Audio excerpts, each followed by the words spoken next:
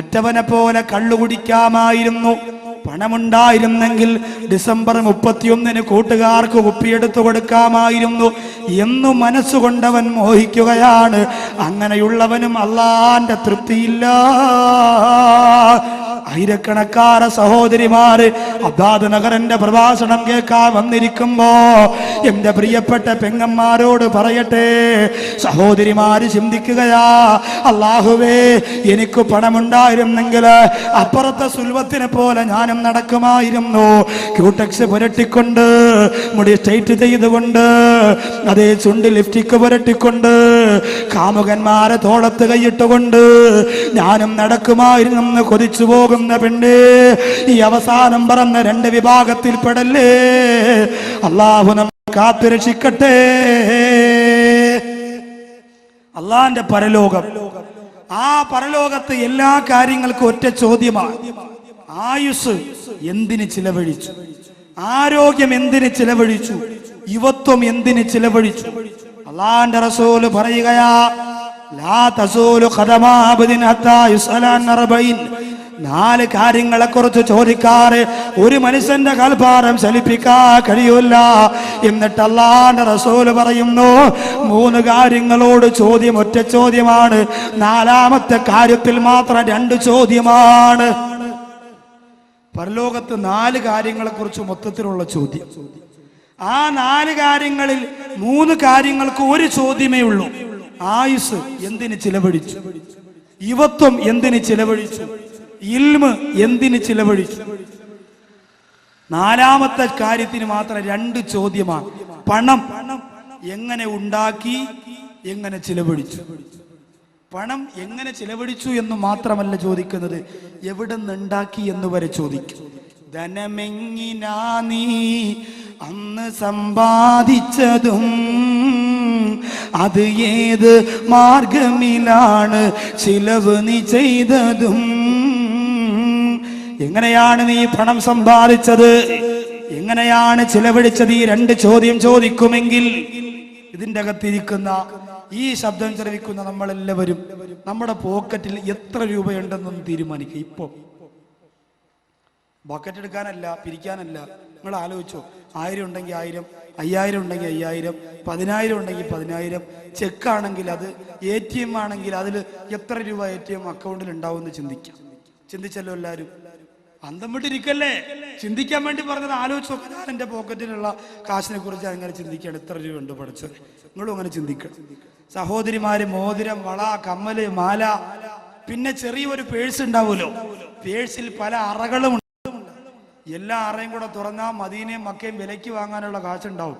എന്നാലും തുറക്കത്തില്ല. പോട്ടെ, ആ കാശെല്ലാം കൂടി നമ്മുടെ കയ്യിലുണ്ട്. ഇത് എവിടെ നിന്നാണ് നമുക്ക് കിട്ടിയത്? നമ്മളൊന്ന് ചിന്തിച്ചു നോക്കി. ഇതെവിടെ നിന്നാണ് കിട്ടിയത് എന്നൊന്ന് ചിന്തിച്ചു നോക്കി. അല്ലാഹു എൻ്റെ കയ്യിലിരിക്കുന്ന കാശ് 1000 രൂപയുണ്ട്, 2000 രൂപയുണ്ട്, 5000 രൂപയുണ്ട്. ഇത് എവിടെ നിന്നാണ് എനിക്ക് കിട്ടിയത്? പടച്ചവരെ, എല്ലാവരും ഒന്ന് ചിന്തിച്ചു നോക്കി, എവിടെ നിന്നാ കിട്ടിയതെന്ന് ആലോചിച്ച് നോക്കി. ഞാൻ ആലോചിച്ച് നോക്കണ്ട, എവിടെ നിന്നാണ് കിട്ടിയത്? പടച്ചവരെ, നിങ്ങൾ അങ്ങനെ ആലോചിച്ച് നോക്കി, എവിടെ നിന്നാണ് കിട്ടിയത്? ചില ആൾക്കാർ ഇപ്പൊ ചിന്തിക്കുമ്പോൾ ചിരി വരും. അല്ലാഹുവേ, എത്ര പേരെ പറ്റിച്ചും വലിപ്പിച്ചുമാണ് റബ്ബേ ഞാൻ ഈ കാശ് പോക്കറ്റ് വെച്ചിരിക്കുന്നത്. എത്ര പേരെ. ഒരു സ്ഥലത്ത് ബേക്കറി ഉദ്ഘാടനം തരുമ്പോൾ ബേക്കറിയുടെ പേര് അബ്ദുൽ മലിക്കുൽ ഗഫൂർ എന്നാണ്. രുചി ബേക്കറി, തണൽ ബേക്കറി എന്ന് കേട്ടിട്ടുണ്ട്. അബ്ദുൽ മലിക്കുൽ ഗഫൂർ.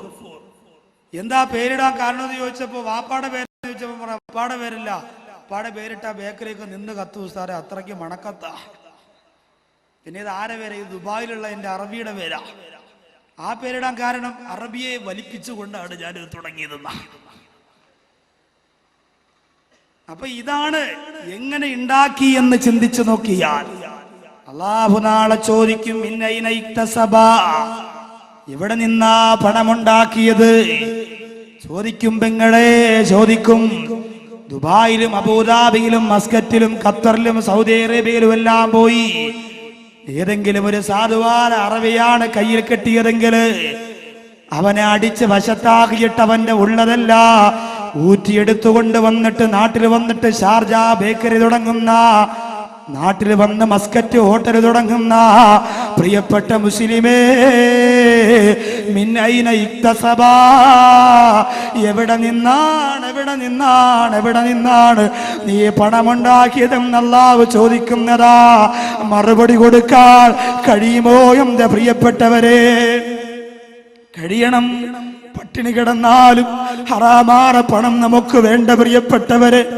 പട്ടിണി കിടന്ന് ഭക്ഷണം കഴിക്കാതെ മരിച്ചുപോയാലും മറ്റുള്ളവരെ വഞ്ചിക്കുന്ന, മറ്റുള്ളവരെ പറ്റിക്കുന്ന കാശ് നമുക്ക് വേണ്ട.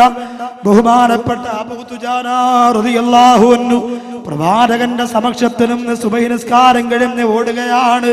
അള്ളാന്റെ റസൂൽ ചോദിക്കുന്നു, അബൂ ദുജാന, എവിടേക്കാണ് അബൂ ദുജാന ധൃതി വെച്ചു പോകുന്നത്? പ്രഭാതമാണല്ലോ, കണ്ണീരോടെ ദുആ ചെയ്യാനുള്ള സമയമുണ്ടല്ലോ, എന്തിനാണ് ഓടുന്നതെന്ന് ചോദിക്കുമ്പോ കരഞ്ഞുകൊണ്ട് അബൂ ദുജാന പറയുന്നു, നബിയേ, എനിക്ക് 2 മക്കളാ നബിയേ. ഞാൻ ജോലിക്ക് പോയിട്ട് കിട്ടുന്ന കാശ് കൊണ്ട് വന്നിട്ട് വേണം എന്റെ മക്കൾക്ക് ഭക്ഷണം കഴിക്കാൻ നബിയേ. കുറച്ച് ദിവസമായിട്ട് ജോലിക്ക് പോകുന്നില്ല, സുഖമില്ലാത്തത് കൊണ്ട് ജോലിക്ക് പോകാതെ എന്റെ കുടുംബം പട്ടിണിയിലാണ് നബിയേ. കാസർഗോഡ് ഹദ്ദാദ് നഗറിന്റെ പരിസരത്ത് വന്നിരിക്കുന്ന പ്രിയപ്പെട്ട മുസ്ലിങ്ങളോട് ഞാനൊന്ന് ചോദിക്കട്ടെ, നിങ്ങൾ പട്ടിണി കിടന്നിട്ടുണ്ടോ? ഭർത്താവ് ജോലിക്ക് പോകാതെ പട്ടിണി കിടക്കണ്ടെന്ന ഗതികേട് വന്നിട്ടുണ്ടോ?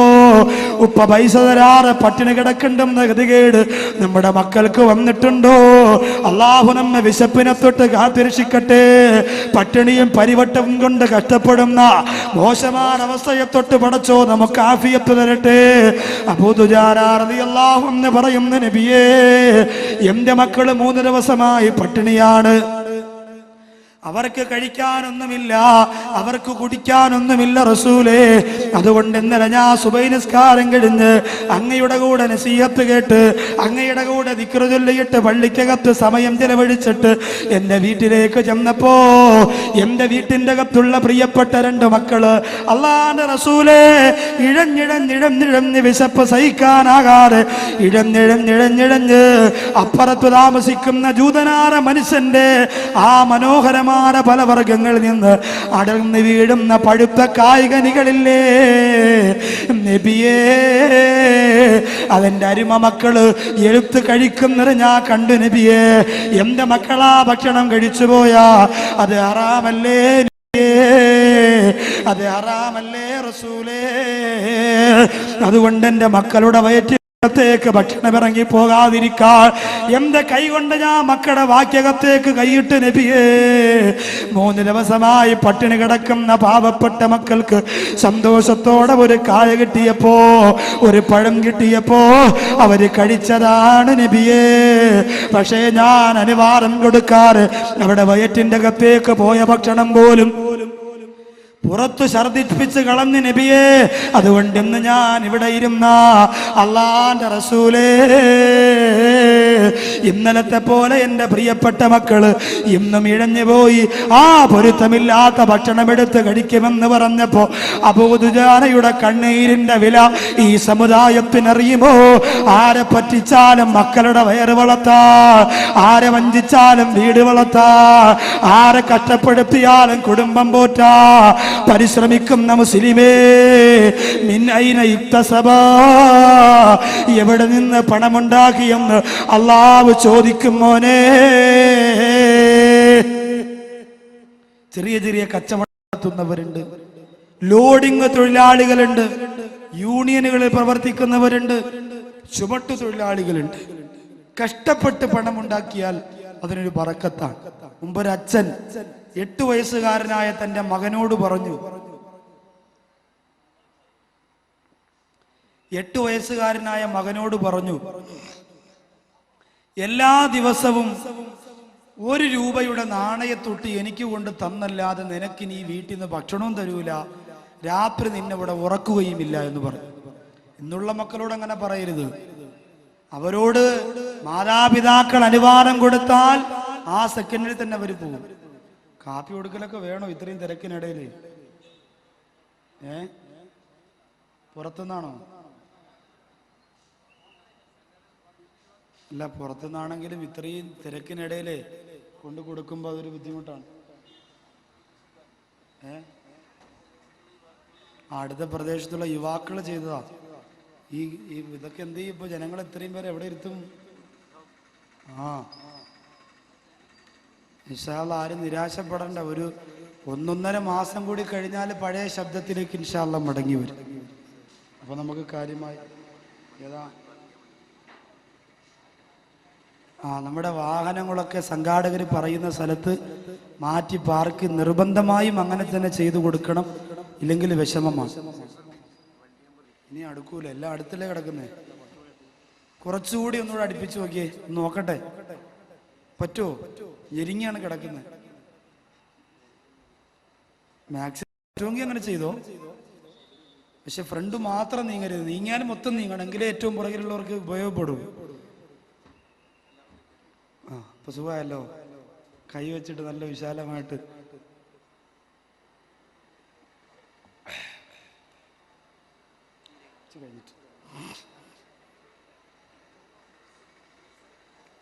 ആ ബെഞ്ചൊക്കെ കൊണ്ടുവരുന്നുണ്ട് ഇൻഷാ അല്ലാഹ്, മദ്രസയുടെ ബെഞ്ചൊക്കെ കൊണ്ടുവരുന്നുണ്ട്.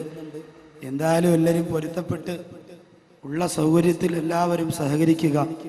കാരുണ്യവാനായ തമ്പുരാൻ ഈ സദസ്സിന്റെ പോരുഷയും ബറക്കത്തും സ്വീകരിച്ചുകൊണ്ട് നമ്മുടെ ദുആഇന് അല്ലാഹു ഉത്തരം തരുമാറാകട്ടെ. വിഷയത്തിലേക്ക് കടക്കുകയാണ്. ഒരുപാട് നേരം നീട്ടി പറയാനുള്ള ആരോഗ്യസ്ഥിതി ഇല്ലാന്ന് ഞാൻ പറയാതെ നിങ്ങൾക്ക് എല്ലാവർക്കും അറിയാം. എങ്കിലും ഒരു 1.25 മണിക്കൂറോടെ വരെ എത്തിയാൽ രക്ഷപ്പെട്ടു എന്ന് ഞാൻ മനസ്സുകൊണ്ട് ആഗ്രഹിക്കുക. കാരണം ശാരീരികമായ അസ്വസ്ഥതയുള്ളത് കൊണ്ട്. എങ്കിലും വാതിലൊന്നും കുറവൊന്നും വരൂല. എല്ലാവരും കടന്നിരിക്കും. ഉള്ള സൗകര്യത്തിൽ നീങ്ങി വരുമ്പോൾ മൊത്തത്തിൽ നീങ്ങണം. ഏറ്റവും പുറകിൽ അങ്ങനെ നീങ്ങട്ടെ, എങ്കിലേ ഉപയോഗം ഉണ്ടാവും. സീറ്റ് കിട്ടാതെ വന്നാൽ പുറകിൽ കുറച്ച് നിന്ന് പോയാലും പ്രശ്നമില്ല, അങ്ങനെയും കേൾക്കാലോ.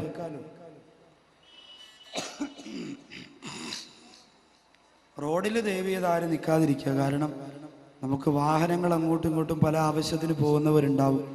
നമ്മളായിട്ടൊരു തടസ്സം ആർക്കും ഉണ്ടാക്കി കൊടുക്കരുത്. അപ്പോ മകൻ വഷളായി വളരുന്നത് കണ്ട അച്ഛൻ പറഞ്ഞു, എല്ലാ ദിവസവും 1 രൂപയുടെ നാണയത്തൊട്ട് കൊണ്ട് തന്നെങ്കിലേ ഈ വീട്ടിൻ്റെ അകത്ത് നിനക്ക് കിടക്കാനും പറ്റുള്ളൂ, ഭക്ഷണം കഴിക്കാനും പറ്റുള്ളൂ. മകൻ സമ്മതിച്ചു. 1ാമത്തെ ദിവസം അച്ചാച്ചൻ്റെ അടുത്ത് പോയി പാക്കും പറ്റിയൊക്കെ ഇടിച്ചു കൊടുത്തിട്ട് പറഞ്ഞു, അച്ചാച്ചാ 1 രൂപ എനിക്ക് തരണം. 1 രൂപയല്ലേ ഉള്ളൂ. അച്ചാച്ചൻ 1 രൂപ കൊടുത്തു. ആ 1 രൂപയും കൊണ്ട് അവർ നേരെ വീട്ടിലേക്ക് ചെന്നു. വൈകുന്നേരമായി അച്ഛന്റെ കയ്യിലേക്ക് ആ 1 രൂപ കൊടുത്തു. അച്ഛൻ പറഞ്ഞു, ആ 1 രൂപ കിണറ്റിൽ കൊണ്ടുപോയി ഇടാൻ പറഞ്ഞു. അങ്ങനെ ആ 1 രൂപ പൊന്നുമകൻ കിണറ്റിൽ കൊണ്ടുപോയിട്ടു.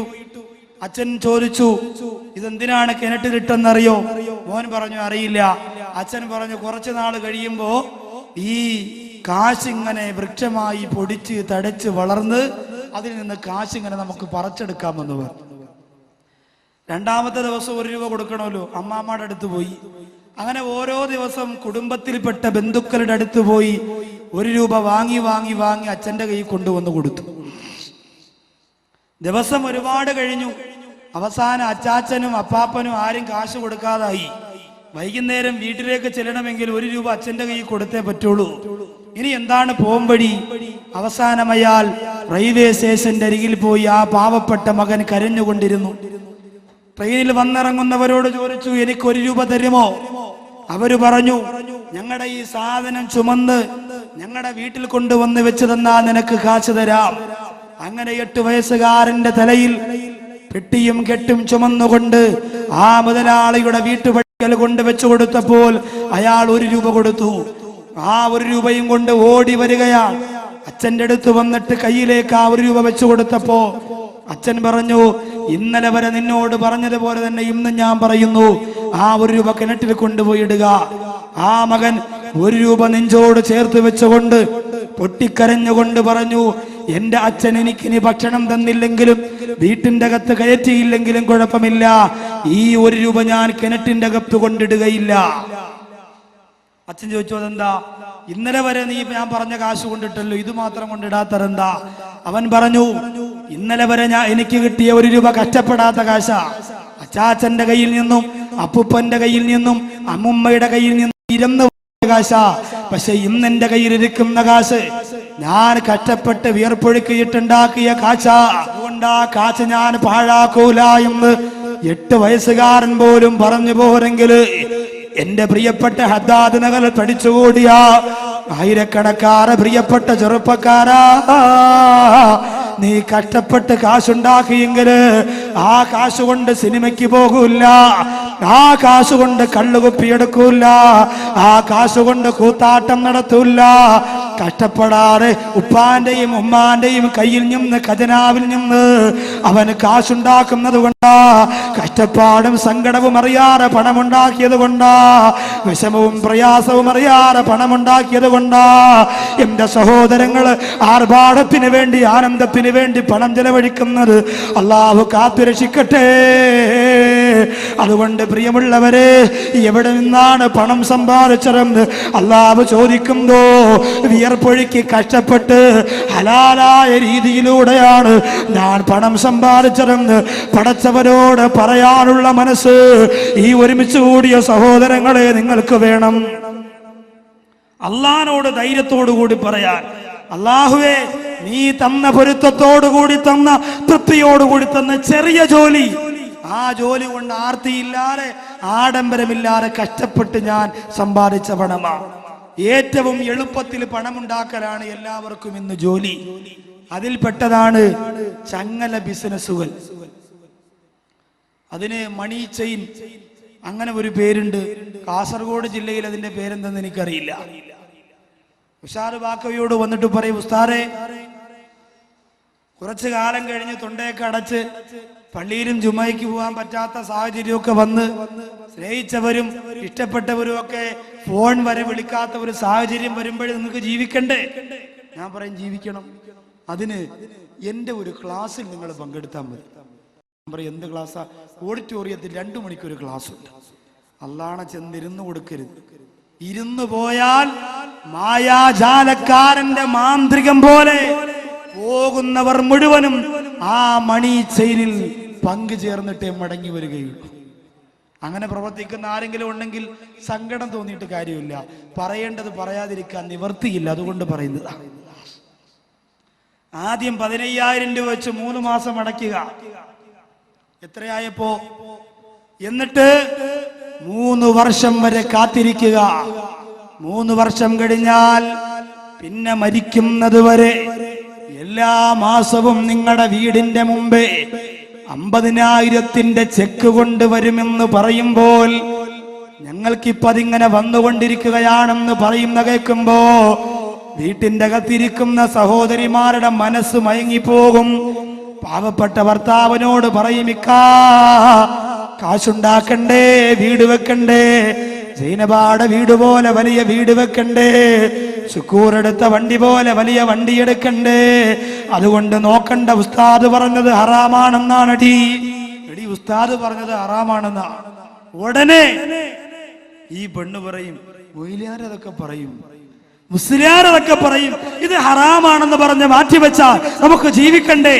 മൊയ്ലിയാർ വന്ന് വീട് വെച്ച് തരോ? മുസ്ലിയാർ മക്കൾക്ക് ചെലവ് കൊടുക്കോ? അതുകൊണ്ട് ഇതിൽ നിങ്ങൾ ചേരണം എന്ന് പറഞ്ഞുകൊണ്ട് ഹറാമായ പൈസയുടെ പങ്കുചേരൽ ഈ സമുദായം ഇന്ന് കണ്ടെത്തിയിരിക്കുകയാ.